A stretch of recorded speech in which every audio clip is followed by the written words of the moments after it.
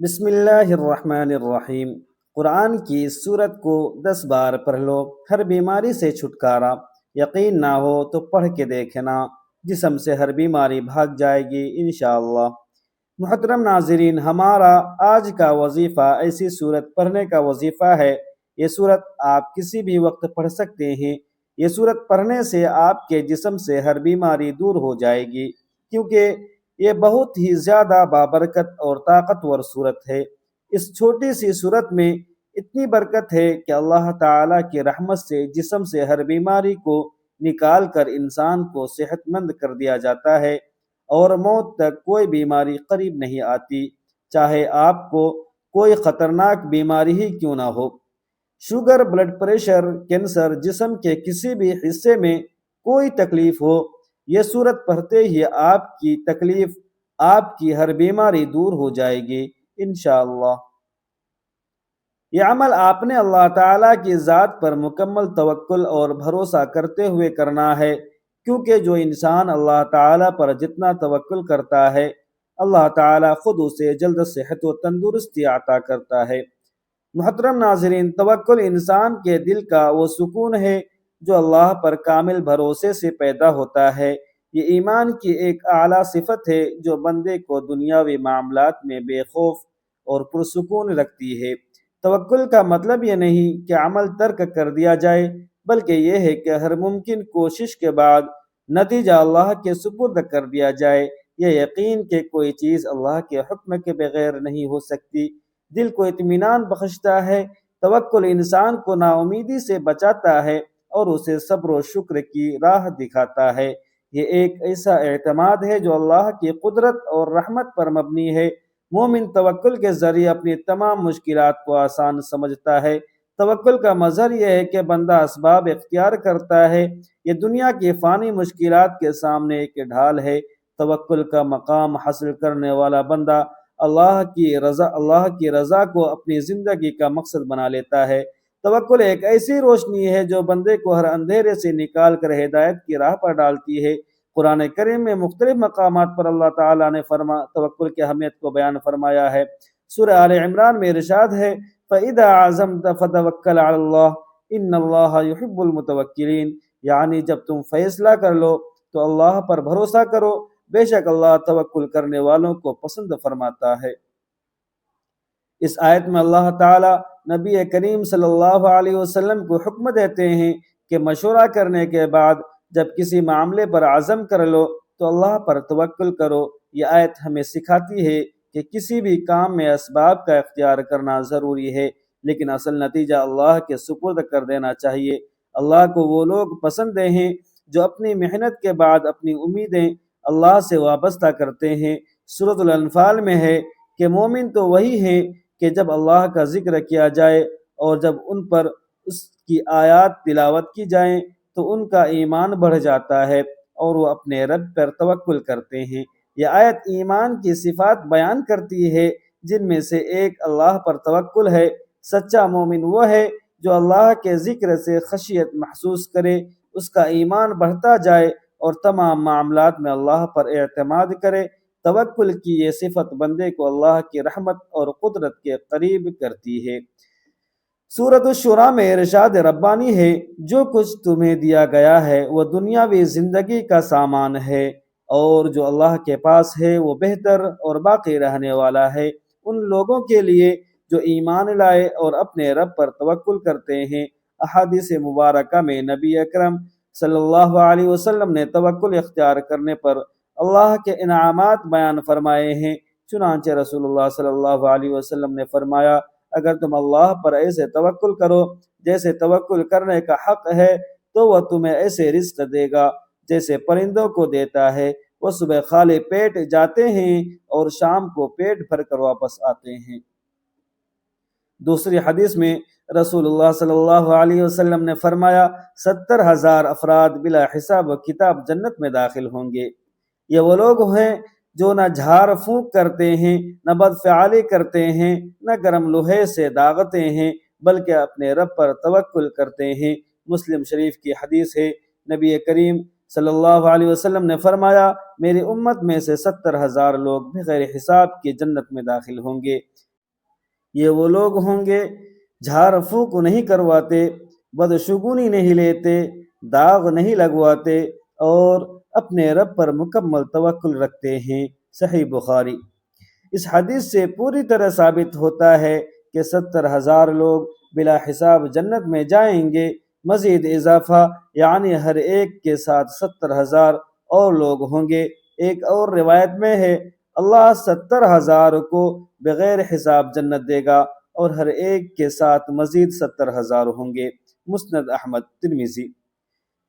یہ اللہ کی مہربانی کی وسعت کو ظاہر کرتا ہے۔ قرآن سے دلیل ہے، قرآن میں براہ راست 70,000 کا ذکر نہیں، لیکن بغیر حساب اجر ملنے کا وعدہ موجود ہے۔ سورۃ الزمر آیت نمبر 10، انما یوفی الصابرون اجرہم بغیر حساب، صبر کرنے والوں کو ان کا اجر بے حساب دیا جائے گا۔ سورۃ الغافر آیت نمبر 40، ومن یعمل صالحا یؤتون اجورہم بغیر حساب، نیک عمل کرنے والوں کو ان کا اجر بے حساب دیا جائے گا۔ یہ آیت اس بات کی اصل بنیاد دیتی ہے کہ اللہ تعالی جسے چاہے بغیر حساب اجر اور جنت عطا فرما سکتا ہے۔ احادیث میں آ کر بتایا گیا کہ ان میں 70,000 افراد خاص طور پر شامل ہیں۔ یہ لوگ کون ہوں گے؟ نبی صلی اللہ علیہ وسلم نے وضاحت فرمائی، جو توکل میں کامل ہوں، جو رقیہ کروانے میں محتاج نہ ہوں، جو بدشگونی نہ لیتے ہوں، جن کا ایمان اللہ پر مکمل بھروسے پر ہو۔ ایک شخص نے رسول اللہ صلی اللہ علیہ وسلم سے عرض کیا، میں اپنی اونٹنی کو کھلا چھوڑ کر توکل کروں یا باندھ دوں؟ آپ صلی اللہ علیہ وسلم نے فرمایا، پہلے باندھ دو پھر توکل کرو۔ ایک اور مقام پر رسول اللہ صلی اللہ علیہ وسلم نے فرمایا، جب تم دعا کرو تو اس یقین کے ساتھ کرو کہ اللہ اسے قبول کرے گا۔ خلاصہ کلام یہ ہے کہ توکل کا مطلب ہے اللہ پر مکمل بھروسہ اور یقین رکھنا، ہر معاملے میں اس کی قدرت و حکمت پر اعتماد کرنا۔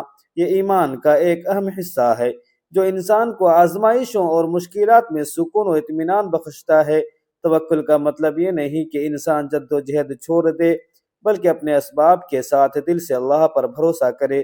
یہ یقین دلانا کہ رزق، کامیابی اور مدد صرف اللہ کے ہاتھ میں ہے۔ توکل کرنے والا شخص دنیاوی معاملات میں حریص نہیں ہوتا اور نہ ہی ناکامی سے مایوس ہوتا ہے۔ اللہ تعالیٰ قرآن میں فرماتا ہے کہ اللہ ہی پر بھروسہ کرنے والوں کو وہ کافی ہے۔ توکل انسان کے دل کو مضبوط اور زندگی کو پرامن بناتا ہے۔ اللہ تعالی ہم سب کو توکل جیسی عظیم دولت سے مالا مال فرمائے، آمین۔ محترم ناظرین، زندگی کے سفر میں انسان کو اللہ تعالیٰ کی طرف سے آنے والی آزمائشوں میں سے بیماری بظاہر ایک ایسی آزمائش ہے جسے اکثر لوگ مشکل یا تکلیف سمجھتے ہیں۔ اللہ تعالیٰ کی جانب سے بندوں کی آزمائش کی مختلف صورتیں ہیں۔ قرآن مجید میں ہے وَلَنَبْلُوَنَّكُمْ بِشَيْءٍ مِّنَ الْخَوْفِ وَالْجُوعِ وَنَقْصٍ مِّنَ الْأَمْوَالِ وَالْأَنفُسِ وَالثَّمَرَاتِ وَبَشِّرِ الصَّابِرِينَ، یعنی ہم ضرور تمہیں آزمائیں گے، کچھ خوف اور بھوک سے، کچھ مال و جانوں اور پھلوں کے نقصان، اور اے حبیب ان صبر کرنے والوں کو خوشخبری سنا دیں۔ اسلام میں بیماری کو ایک آزمائش ہونے کے ساتھ ساتھ اللہ کی طرف سے ایک عظیم نعمت بھی سمجھا جاتا ہے۔ ایک مومن کے لیے بیماری بہت سی روحانی اور اخلاقی فوائد کا باعث بنتی ہے جو دنیا و آخرت میں نفع کا باعث ہے۔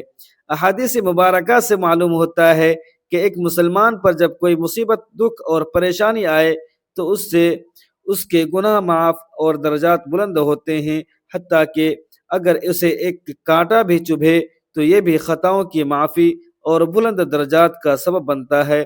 حضرت ابو ہریرہ رضی اللہ عنہ بیان کرتے ہیں کہ نبی کریم صلی اللہ علیہ وسلم نے فرمایا، مومن کی مثال لہلہاتی ہوئی نرم و نازک کھیتی کی مانند ہے، کسی طرف سے بھی آنے والی ہوا اسے جھکا دیتی ہے، جب وہ سیدھی ہوتی ہے تو اسے دوبارہ کسی مشکل اور مصیبت کا سامنا کرنا پڑتا ہے۔ اس کے برعکس فاجر آدمی کی مثال صنوبر کے سیدھے اور مضبوط درخت کے مانند ہے جو ہوا کے جھونکوں سے سرنگا نہیں ہوتا، بلکہ اللہ جب چاہے اسے اکھاڑ پھینکتا ہے۔ اللہ تبارک و تعالی نے انسان کو لا تعداد نعمتیں عطا کی، ان میں کچھ نعمتیں ایسی بھی ہوتی ہیں جو انسان کو زحمت معلوم ہوتی ہیں، جبکہ وہ بھی حقیقت میں رحمت ہوتی ہیں اور اللہ تعالیٰ کی طرف سے انسان کی بھلائی کے لیے اتاری گئی ہوتی ہیں۔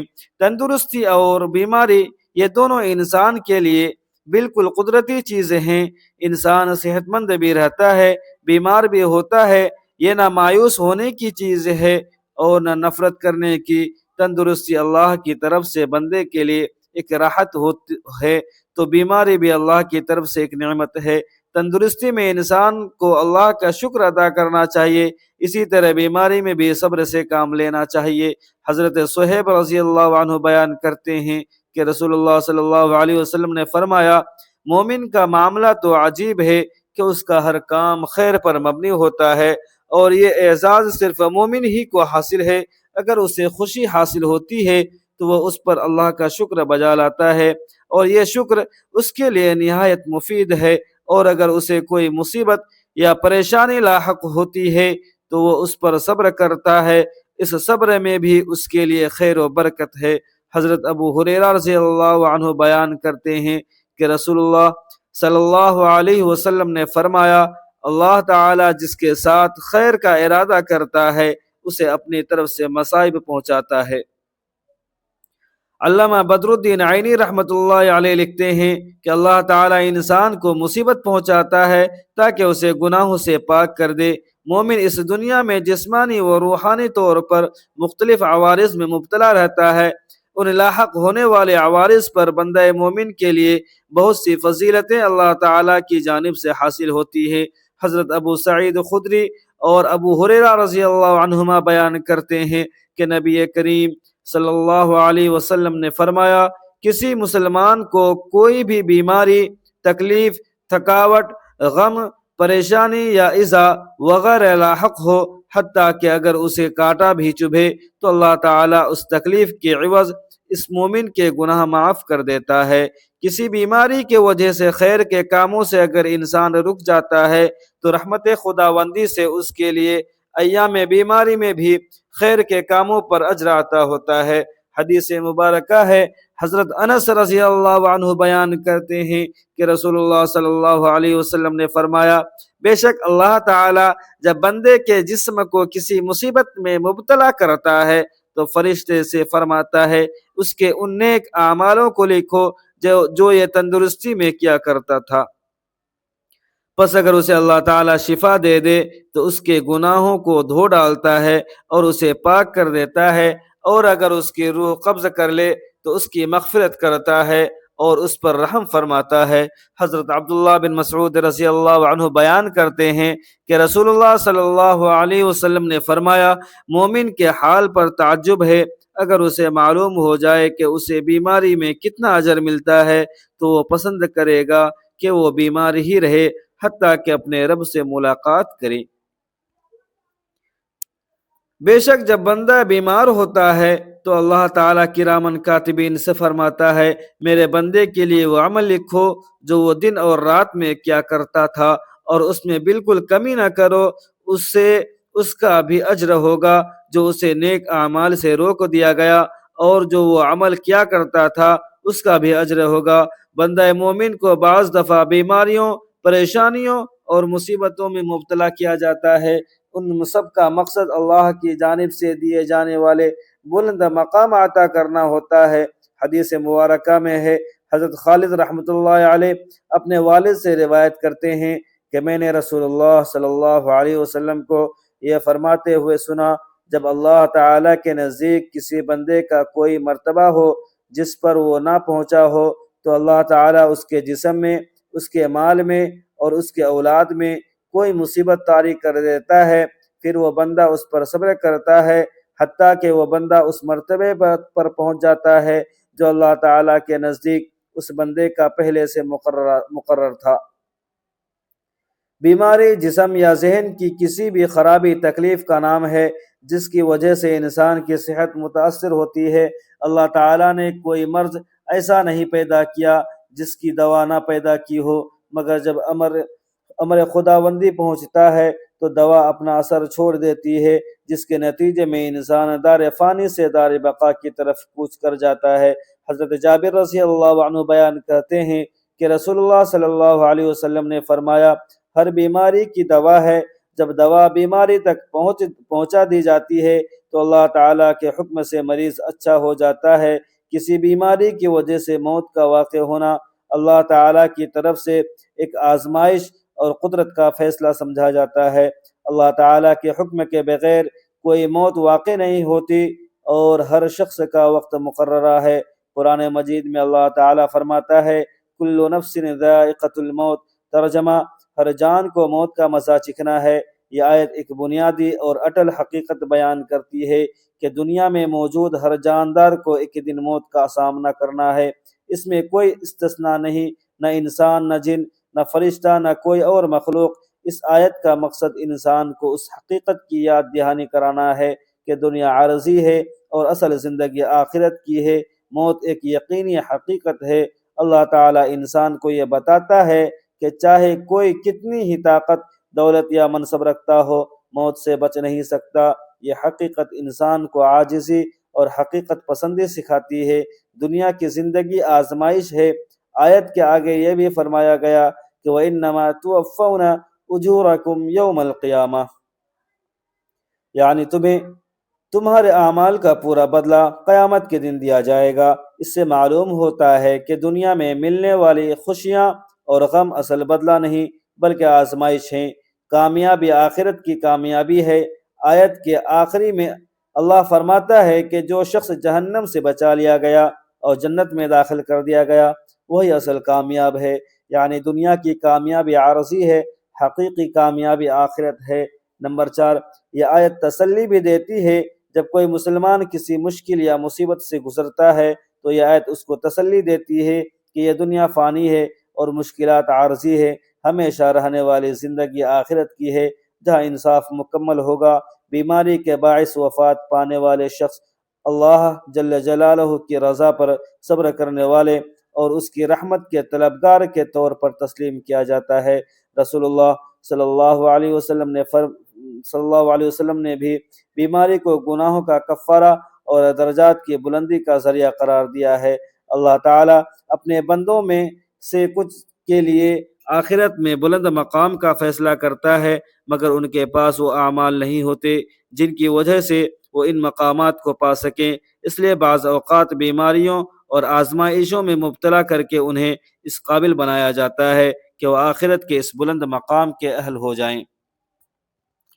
اگر ہم صبر و ثابت قدمی سے کام لیں تو ثواب کی امید رکھیں اور اپنے خالق کے فیصلوں پر راضی رہیں تو یہ پریشانیاں اور بیماری بھی ہمارے لیے رفع درجات کا ذریعہ ہیں۔ مومن کے لیے بیماری اللہ تعالیٰ کی طرف سے ایک رحمت اور نعمت ہے۔